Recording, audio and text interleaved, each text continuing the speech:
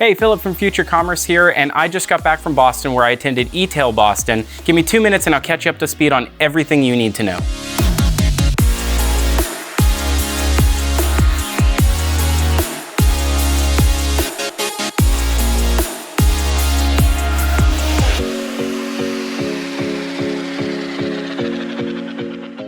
Earlier this year, we partnered with WB Research to attend all their shows here in North America and report on the events. It started here in Miami at Future Stores, and then later on in the year, we attended Future Stores in Seattle as well. Just this week, we attended Etail in Boston. They had some amazing content. I got to sit in a bunch of the main sessions, and I'll tell you, if you weren't there, you totally missed out. One of the sessions I really enjoyed was between Liz Segran of Fast Company, and she interviewed Amanda Tollinson from Birchbox. They were talking about a strategic partnership that Walgreens and Birchbox formed earlier this year to have Birchbox Discovery Centers inside of Walgreens stores. I'm really impressed at this kind of retail strategy.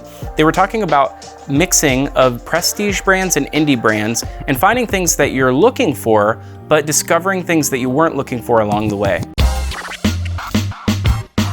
We got to sit down with some really awesome people at Etail Boston. Victor Lee, the CMO of RX Bar, joined us to tell us what it's like to create a brand that has an authentic, if sometimes a little irreverent voice. He talked about how RX Bar is trying to keep its voice while expanding category into things like nut butters and overnight oats. And he talked about how the original inception of the brand was about experimentation and love and authenticity and letting that come out in everything you do.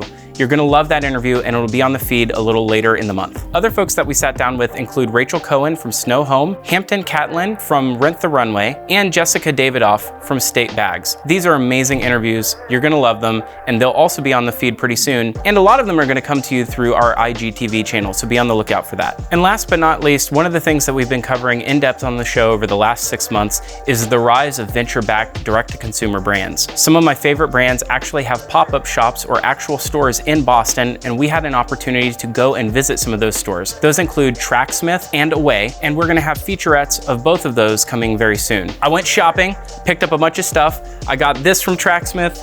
I got a bag from Away. You're gonna hear a lot more about it, I'm sure, in the months to come on the feed. And then when I got home on the flight from Boston, my new Allbirds socks arrived. So I'm living the DTC life pretty heavily right now. I wanna know what you're shopping for, what direct-to-consumer brands are catching your eye. Why don't you drop us an email, hello@futurecommerce.fm, and tell us what you're into right now. Well, that's it. Remember to like and subscribe everywhere where podcasts are found, or join the conversation at futurecommerce.fm.